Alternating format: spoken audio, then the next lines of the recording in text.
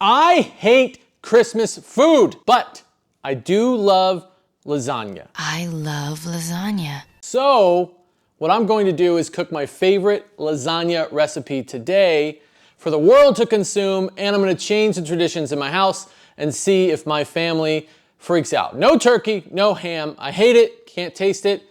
I mean, I can taste it, but it tastes horrible. I know you're gonna roast me in the comments for it, but it's factually correct. So let's get cooking.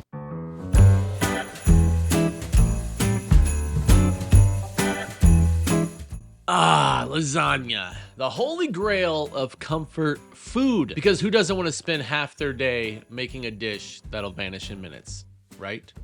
First, let's pour our hearts into this sauce. It is the diva of this show, after all. You have to get the sauce right. A lot of recipes call for a bolognese or a marinara. I like to combine them both because anything worth doing is worth doing correct. All right, ground sirloin, Italian sausage, and our prosciutto. And here are the reasons. Flavorful in the ground sirloin, but the prosciutto and the sausage together are so delicious. And the prosciutto keeps it tender, guys. So let's combine all of these in a bowl and make sure we get the prosciutto deeply ingrained in the meat, because when we put it in our sauce, it's gonna help get that flavor boost we want in our pan and in our mouth. All right, let's add that oil to the hot pan. Make sure it's medium to high heat. And as that oil gets hot, we're gonna brown our meat. This should take about 5 to 8 minutes, guys, and we want to make sure we get it nice and cooked up. Okay, while we're waiting on that meat, don't forget to hit subscribe and turn notifications on for my new recipes as they come out. The meat is about done here, and we want to say good job so far if you've made it this far in the cook and you haven't lost your mind.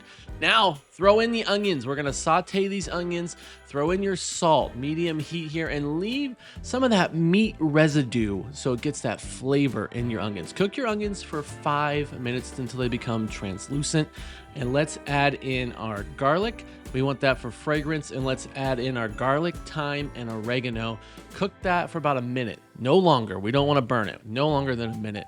Then thicken this up with some tomato paste, because you know what? Nobody likes a thin sauce. We like a thick sauce. It should look like this, nice and thick, red, ready to go. And then you're gonna add some red wine, because you know what? We're fancy like that. Or beef stock if you're feeling less glamorous, but it's all about scraping up those flavorful bits off the bottom of that pan, and red wine will do it. Just make sure you reduce it and get that liquid out of your pan.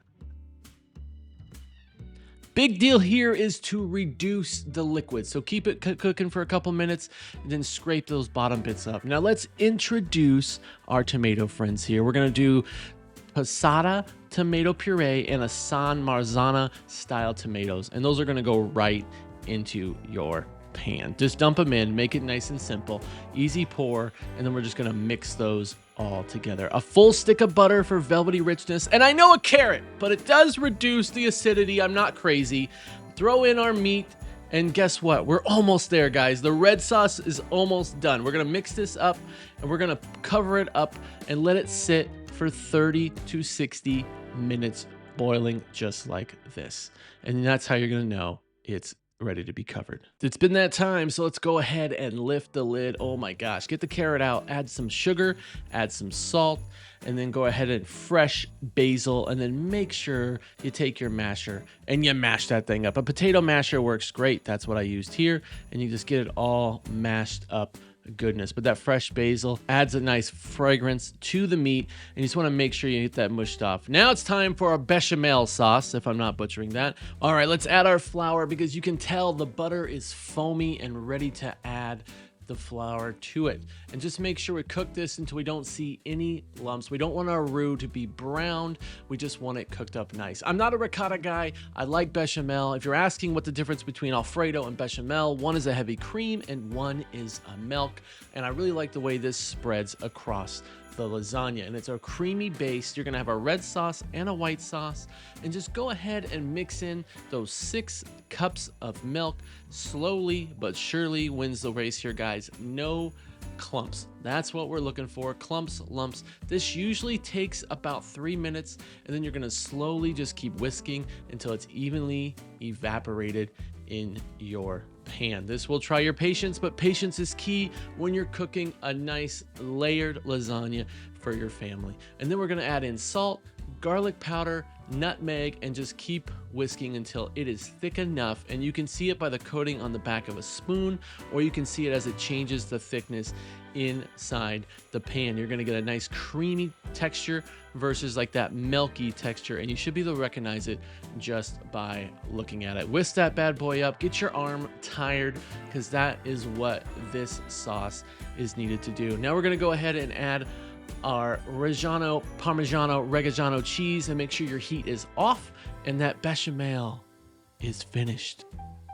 Now it is time to talk about noodles. And I went oven baked ready noodles because of the texture they provide. You can make them from scratch.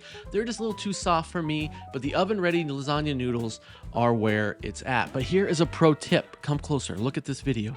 You're gonna wanna go ahead and put your oven ready noodles in the 9x13, cover them with hot water and some olive oil, let them sit for 5 minutes, and then drain them, and then they should be flexible. Bend but don't break, and now we get to assemble our beautiful baby. Just make sure 9x13 is covered in that olive oil, baking spray, whatever you're using. Put a layer of meat sauce down so then your noodles will not stick to the pan. I know a lot of people do noodles first. They are doing it wrong. You want to make sure you put the meat sauce down first, and then you start layering your noodles to make sure they don't stick. Now you're gonna go ahead and lay them up vertically. This is the way you wanna start. And then we're gonna put on our bechamel sauce that tasted so good. The fontina cheese is that nutty flavor too. You're gonna love that when we add that on here in a second. More meat sauce. Make sure we spread it evenly across. We want it to cook. And now we're gonna add that fontina cheese, and we're gonna add our mozzarella cheese. Now this thing is a beautiful baby. It's got 4 layers. You're gonna want all 4 layers covered correctly. And then we're gonna add our more noodles horizontal. Leave no gaps on this beautiful lasagna. You want a gapless lasagna, and it's gonna pay off in the end when you pull it out of that oven and you're eating it and you're loving it. I'm telling you. Now we're gonna layer in our beautiful bechamel again. I really hope I'm saying that right, but you never know. You never know. It tasted great. And then we're gonna go ahead and put the meat sauce like we did earlier, spread evenly, fontina cheese and our mozzarella cheese, and then we're ready to go. Layer it up. Now, pro tip on the tin foil, spray it with your baking spray or cooking spray so your cheese doesn't stick to the tin foil or the aluminum foil, whatever you want to call it. It doesn't stick. It's a pro tip. It works really well. Done it for years. I really enjoy it. And now we're gonna put this in our oven and we're gonna bake it for 30 minutes covered. And then we're gonna take it out of our oven cook it for another 25 to 30 minutes uncovered at 375 degrees. That's the temperature you want to be cooking that at. And then we're going to let that cheese just get that bubbly goodness, as you can see, just bubbling up here on this lasagna. And then you're going to want to eat it. You're going to take it out, but just let it go. 30 minutes uncovered, 30 minutes covered, 375. Then pull it out and let it sit for 20 minutes. And now serve. Look at this thing. Oh, it's sticky thick with a lot of layers, and we love it. I love it. My family has been transformed, and look at the smile on this guy's face. He's happy. I'm happy. You're happy. Have a good holiday, and I will catch you guys in the next cook.